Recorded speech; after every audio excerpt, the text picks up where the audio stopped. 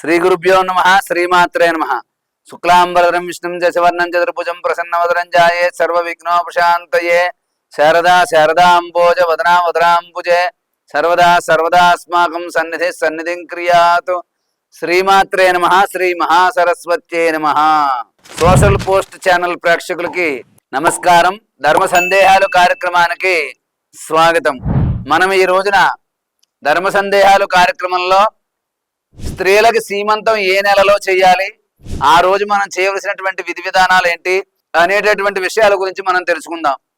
ప్రతి ఒక్క స్త్రీ కూడా మాతృత్వాన్ని కలిగినప్పుడే ఆ యొక్క స్త్రీ జన్మ తరించినట్లుగా భావిస్తూ ఉంటారు. కాబట్టి అటువంటి మాతృత్వం కలిగించేటటువంటి ఆ సీమంతం అనే కార్యక్రమాన్ని ఎలా చేయాలి, ఏ నెలల్లో చేస్తే మంచిది అనేది మనం ఇప్పుడు తెలుసుకుందాం. ప్రధానంగా స్త్రీలకి 5వ నెలలో కానీ 7వ నెలలో కానీ 9వ నెలలో కానీ ఈ యొక్క సీమంతం అనే కార్యక్రమాన్ని చేస్తారు. చక్కగా ఆ అమ్మాయికి ఆ చుట్టుపక్కల బంధువుల్ని పేరెంటాలని కూడా తీసుకొచ్చి వాళ్ళందరికీ కూడా పేరెంటం కింద శనగలు ఇవ్వడం, అలాగే ఈ అబ్బాయి తరపు వాళ్ళు ఈ అమ్మాయి తరపు వాళ్ళు కూడా వచ్చి స్వీట్లు పళ్ళు పలహారాలు అవన్నీ పట్టుకురావడం అనేటటువంటిది జరుగుతుంది. ఆ రోజున ఆ అమ్మాయిని కూర్చోబెట్టి ఈ పళ్ళు పలహారాలు స్వీట్లు అన్ని అందించి ఆ వచ్చిన వాళ్ళు బంధువులు అందరూ కలిపి ఆ అమ్మాయిని ఆశీర్వదిస్తారు. అలాగే అందరూ కూడా పసుపు కుంకుమ బొట్టు తీసుకుంటూ ఉంటారు. కాబట్టి ఇలాగే సీమంతం రోజున మనం చేయవలసినటువంటి విధానం అయితే ఒకటి ఉంది.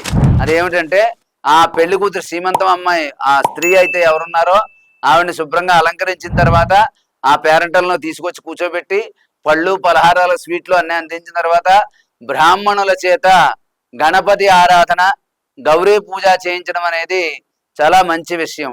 అంటే మనం అన్నీ చేసుకుంటూ ఉండాలి. కొన్ని శాస్త్రోక్తంగా పాటించడం వల్ల మరిన్ని మంచి విశేషాలు అంటే మంచి ఫలితాలు అనేవి మనకి తప్పకుండా కలుగుతాయి.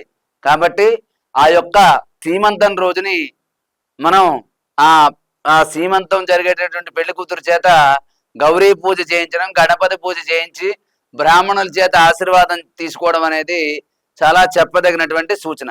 అలాగే కడుపుతో ఉన్న స్త్రీలు ఎవరైతే ఉన్నారో వాళ్ళు 3వ నెల 4వ నెల వచ్చిన తర్వాత వాళ్ళు కొన్ని గొడవలకు కానీ లేకపోతే భయంకరమైనటువంటి ప్రదేశాలకు వెళ్ళడం కానీ, ఎత్తు నుంచి చూడడం కానీ, వినకూడని మాటలు వినడం కానీ, ఇంటి సమస్యలతో టెన్షన్ పడడం కానీ ఇలాంటివి ఏమీ ఉండకూడదు. హిరణ్యకశిపుడు మహారాక్షసుడు, ఆయన యొక్క భార్య కడుపుతో ఉన్నప్పుడు ఏంటంటే నారద మహాముని ఆశ్రమంలో ఉంది. ప్రహ్లాదుడు పుట్టాడు. ఆయన నోరిప్పితే నారాయణ నారాయణ అంటాడు. నారాయణ అన్న మాటకే అసలు పడదు హిరణ్యకశిపుడికి. కానీ హిరణ్యకశిపుడు కొడుకు ఆ విష్ణుమూర్తికి పరమ భక్తుడు. ఎందుకంటే తండ్రి ఎలాంటి వాడైనప్పటికీ కూడా ఆ తల్లి తీసుకున్నటువంటి విధి విధానాల వల్ల, తల్లి తీసుకున్నటువంటి నియమాల వల్ల, తల్లి పాటించినటువంటి విధి విధానాల వల్ల ప్రహ్లాదుడు అంత భక్తుడయ్యాడు, అంత విష్ణుమూర్తికి ఇష్టడయ్యాడు. కాబట్టి కడుపుతో ఉన్న ప్రతి స్త్రీ కూడా గొడవలకు దూరంగా ఉంటూ, టెన్షన్లకు దూరంగా ఉంటూ, అలాగే మంచి విషయాలు వింటూ ఉండడం, భక్తి సంబంధమైన విషయాలు వినడం, మంచి ప్రదేశాలకు వెళ్ళడం, దేవుడు పూజలు ఆ యొక్క శ్లోకాలు వినడం కానీ, ఏదైనా మంచి వాళ్ళ యొక్క కథలు అంటే మంచి భక్తులు వాళ్ళ గురించి దేవతల యొక్క కథలు కానీ చదవడం వల్ల మనసుకి ప్రశాంతత కలిగి పుట్టే పిల్లలు కూడా ఎటువంటి అవయవ లోపాలు లేకుండా అలాగే చక్కనైనటువంటి జ్ఞానంతో పుడతారు. కాబట్టి మీ యొక్క ఇంట్లో వాళ్ళు ఎవరికైనా సరే సీమంతం జరిపినప్పుడు తప్పకుండా 10 మంది చేత ఆశీర్వాదం ఇప్పించండి, గౌరీ పూజ చేయించండి.